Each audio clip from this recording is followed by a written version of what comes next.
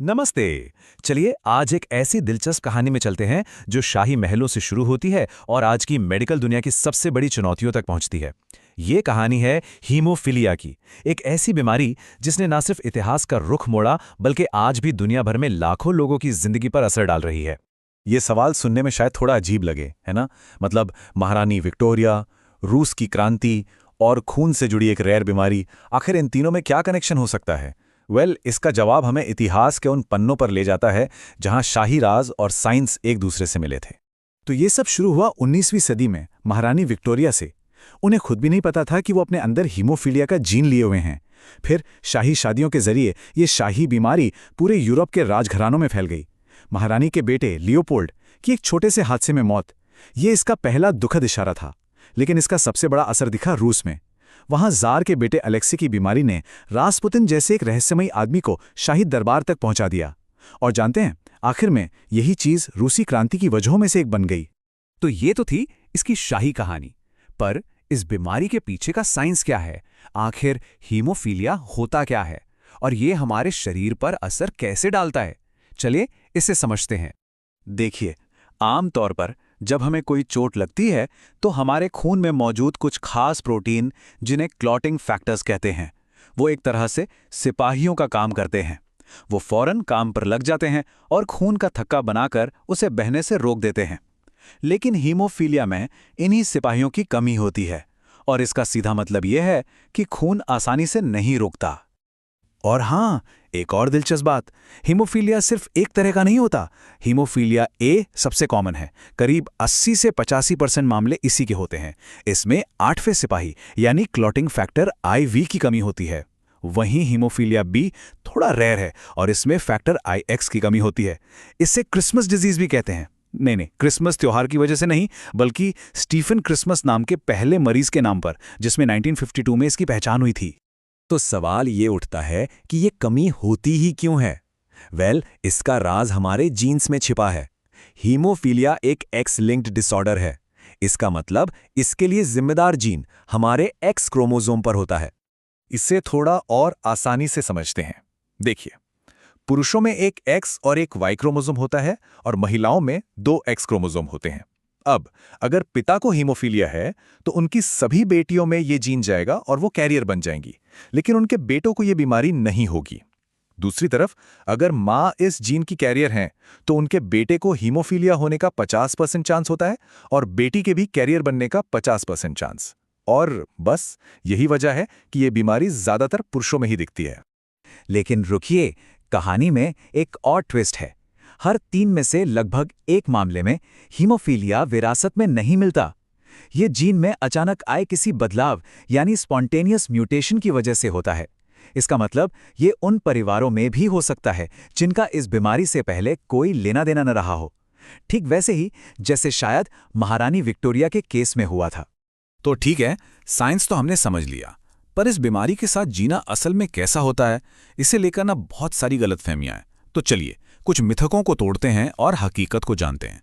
सबसे बड़ा मिथक जो हमने शायद फिल्मों में भी देखा है वो ये है कि हीमोफीलिया के मरीज की एक छोटी सी खरोंच से भी खून बहने से मौत हो सकती है। लेकिन हकीकत इससे बहुत अलग है।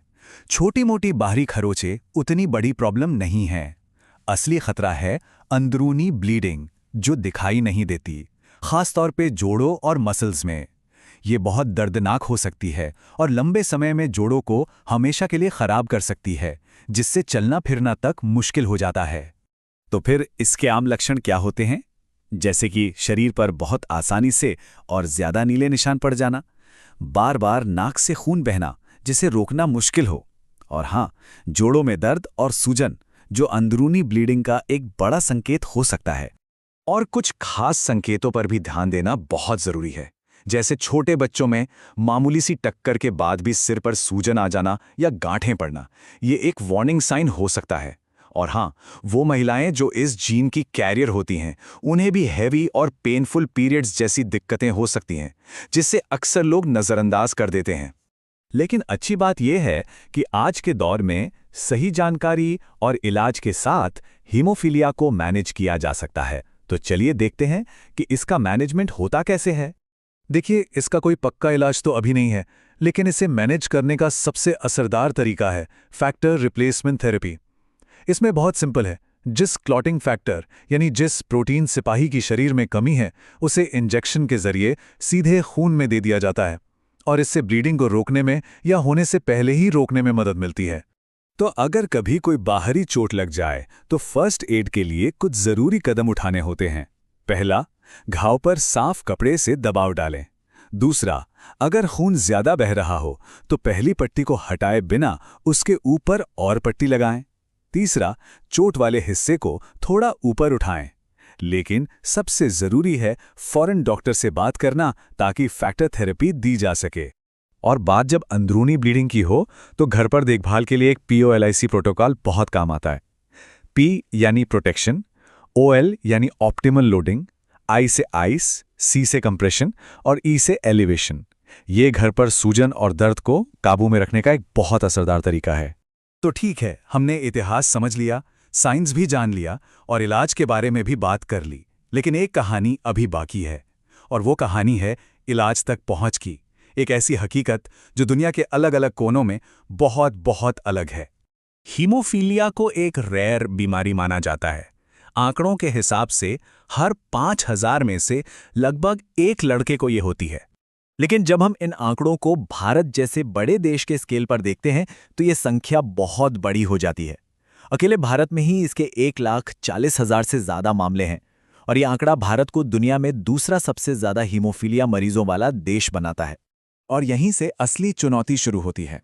भारत में फैक्टर के सिर्फ एक इंजेक्शन की कीमत 10,000 रुपए या उससे भी ज्यादा हो सकती है। सोचिए, एक बार ब्लीडिंग होने पर कई इंजेक्शन लग सकते हैं। ऐसे में ज्यादातर लोगों के लिए इसका खर्च उठा पाना लगभग नामुमकिन हो जाता है। और ये सिर्फ पैसों की बात नहीं है। इसके अलावा कई जगहों पर सही डायग्नोस्टिक सुविधाओं और जागरूकता की भी भारी कमी है, यहाँ तक कि मेडिकल स्पेशलिस्ट्स के बीच भी। और इसी वजह से कई बार बीमारी का सही समय पर पता ही नहीं चल पाता या फिर गलत इलाज होता रहता है। और ये सब हमें एक बहुत बड़े सवाल पर लाके खड़ा कर देता है। एक तरफ साइंस नए नए इलाज और थेरेपी बना रहा है, लेकिन दूसरी तरफ एक बहुत बड़ी आबादी है जिस तक ये पहुंच ही नहीं पा रही। तो सवाल ये है कि हम इस फासले को कैसे भरें? आगे बढ़ते हुए चुनौती सिर्फ नया इलाज खोजने की नहीं है, बल्कि ये पक्का करने की भी है कि वो इलाज हर उस इंसान तक पहुंचे जिसे उसकी जरूरत है, चाहे वो दुनिया के किसी भी कोने में क्यों ना हो।